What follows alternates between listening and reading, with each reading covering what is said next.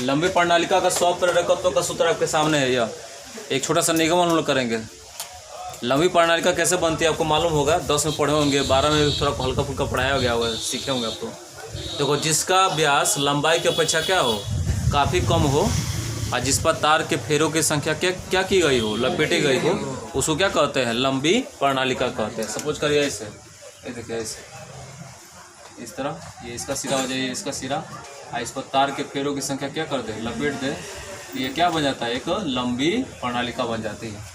इस तरह लंबी प्रणालिका के स्वप्रेरकत्व का सूत्र, स्वप्रेरकत्व का संकेत क्या होता है, L। उसका फॉर्मूला क्या होता है, लंबी प्रणालिका के लिए समतल वृत्ताकार कुंडली हो उसके लिए अलग सूत्र है, और लंबी प्रणालिका का सूत्र अलग है। ये दोनों हेडिंग आप बढ़िया से याद करिएगा। इसका तो हम लोग हेडिंग लिखेंगे समतल वृत्ताकार कुंडली का स्वप्रेरकत्व। अभी लिख रहे हैं लंबी प्रणालिका का स्वप्रेरकत्व। स्वप्रेरकत्व का संकेत क्या होता है, L होता है, और लंबी प्रणालिका का स्वप्रेरकत्व निकालना है तो इस सूत्र का प्रयोग करना पड़ेगा। तो ये कैसे आएगा वो देखो, मान लेंगे अभी हमने बताया कि जो लंबी प्रणालिका होता है उसका व्यास कम होता है, लंबाई क्या होता है, अधिक होता है, उस पर तार के फेरों की संख्या लपेटी गई होती है। ऐसे आकृति को क्या कहते हैं, लंबी प्रणालिका कहते हैं। इस लंबी प्रणालिका का स्वप्रेरकत्व L = μ0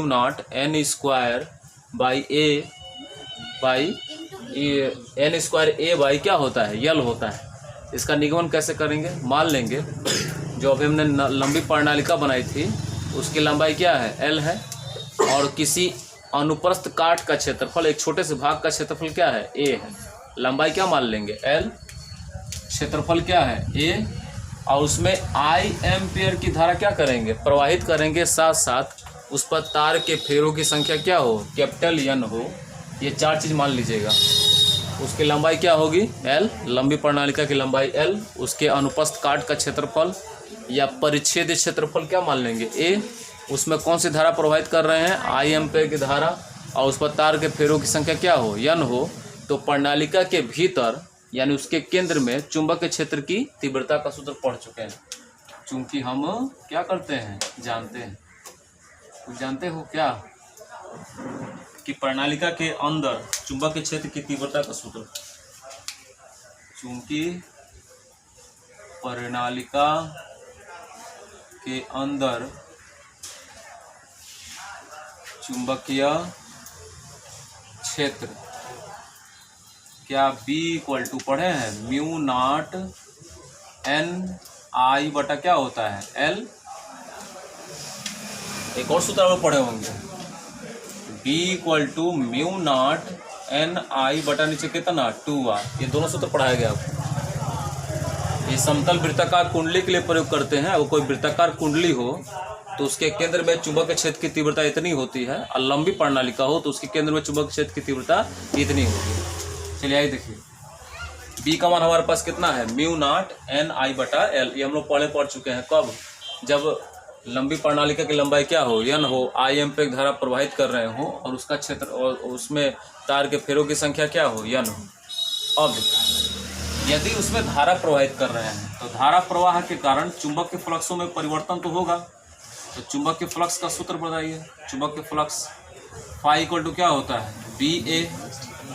तो इसका कोड का प्रयोग दोनों लोग करेंगे नहीं, जो जरूरत होती है तब उसका प्रयोग करते हैं। तो फाई = B, B का वैल्यू कितना हमारे पास है जी, देखो यहाँ पर μ0 n/L। अब बगल में कौन जुड़ जाएगा, A जुड़ जाएगा।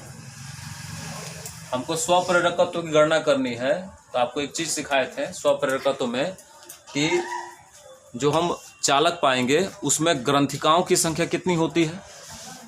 चुंबकीय फ्लक्सों में परिवर्तन के कारण, चुंबकीय फ्लक्सों में किसके कारण, चुंबकीय फ्लक्सों में परिवर्तन के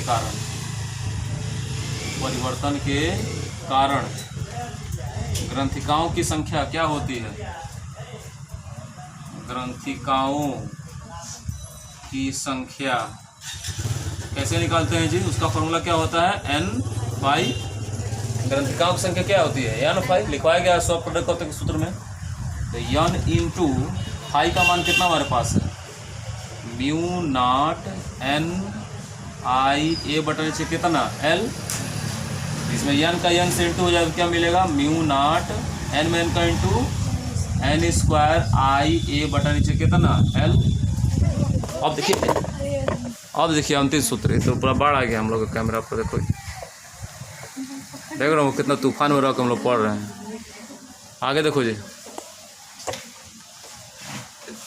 आगे देखो। अब हम किसका सूत्र पढ़ेंगे, किसका सूत्र जानेंगे, किसका वैल्यू निकालना है, स्वप्रेरकत्व का।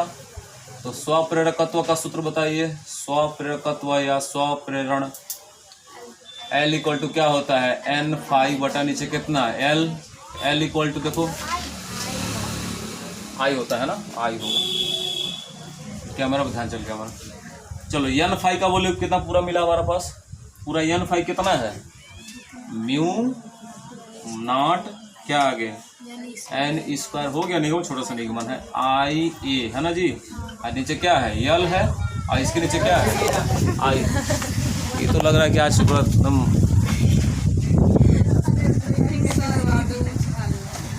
हाँ ये थोड़ा बराबर नहीं मिल रहा है। चलो जो भी वीडियो देख रहे हो वो खतरनाक वीडियो हम लोग बना रहे हैं, लग रहा है बरमूडा ट्रायंगल में वीडियो बना रहे हैं हम लोग। देखो यहाँ से है ना जी। अब देखो यहाँ से क्या मिला एल इक्वल टू, देखो तुम लोग इधर देखो उसमें मत देखो, एन फाई का मान इतना मिला है ना, ये एन फाई का मान ऊपर वाला रख दिया पूरा यहाँ तक, देखो ये यहाँ तक किसका वैल्यू है एन फाई का, और नीचे कितना है आई है, आई से क्या हो गया, तो वो सूत्र मिला mu naught N square A by नीचे कितना यल। यह वो सूत्र है जिससे लंबी प्रणालिका के स्वप्रेरकत्व की गणना करते हैं। हम लोग क्या करेंगे, प्रणालिका के अंदर चुंबकीय क्षेत्र की तीव्रता सूत्र लिखेंगे। अब उसमें आई एम्पीयर की धारा प्रवाहित किए हैं तो चुंबक के फ्लक्स में परिवर्तन होगा ही होगा, यही तो है स्वप्रेरकत्व। I equal to B A, B का मान निकाल चुके, बी वाला मान भर देना क्षेत्रफल में। चलिए बी का मान मिला, क्षेत्रफल अलग हमारे पास है। अब यदि चुंबक के फ्लक्सों में परिवर्तन होता है तो कुल ग्रंथिकाओं की संख्या कितनी होती है स्वप्रेरकत्व में एन फाई होती है। एन को स्थिर रखिए, फाई का मान जो यहाँ से निकाला वो भर दो, एगो नया मान मिल गया। आई ग्रंथिकाओं के सूत्र, ग्रंथिकाओं की संख्या का वैल्यू कहाँ रखेंगे स्वप्रेरकत्व के सूत्र में, इसको आप याद कर लो। अभी तो अन्य प्रेरकत्व भी बताना है आपको, तो उसका एल इक्वल टू क्या होता है एन फाई बटा आई होता है। एन फाई का मान पूरा रख दोगे, आई से आई कैंसिल हो जाएगा, यानी स्वप्रेरकत्व के सूत्र में आई का वैल्यू निर्भर नहीं करता है। अगर लंबी प्रणालिका में कितनी भी धारा प्रवाहित करें तो स्वप्रेरकत्व परिवर्तित नहीं होगा, चाहे 5 एम्पीयर की धारा प्रवाहित करें। क्यों नहीं परिवर्तित होगा जी, क्योंकि सूत्र में आई है ही नहीं। हाँ चुंबकीय क्षेत्र बदल सकता है, ग्रंथिकाओं की संख्या बदल सकती है, क्योंकि दोनों में किसका प्रयोग है आई का प्रयोग है ना जी। यहाँ भी आई है, यहाँ भी आई है, लेकिन स्वप्रेरकत्व लंबी प्रणालिका के लिए स्वप्रेरकत्व का वैल्यू धारा पर निर्भर नहीं करता है। चाहे 5 एम्पीयर धारा प्रवाहित करो, चाहे 2 एम्पीयर धारा प्रवाहित करो, स्वप्रेरकत्व एक समान रहेगा, क्योंकि आई क्या हो गया कैंसिल हो गया, यानी आई की जरूरत ही नहीं है। लंबी प्रणालिका के लिए स्वप्रेरकत्व का सूत्र N mu naught N square A by L होती है, जहाँ एल क्या है लंबी प्रणालिका की लंबाई है, ए क्या है परिच्छेद क्षेत्रफल या अनुपस्थ काट का क्षेत्रफल है, एन क्या है तार के फेरों की संख्या है। लंबी प्रणालिका किसे कहते हैं, जिसका व्यास लंबाई की अपेक्षा क्या हो काफी कम हो, जिस पर तार के फेरों की संख्या लपेटी गई हो, उसे लंबी प्रणालिका कहते हैं। लंबी प्रणालिका के स्वप्रेरकत्व के सूत्र आपके सामने है। किसी को दिक्कत इसमें?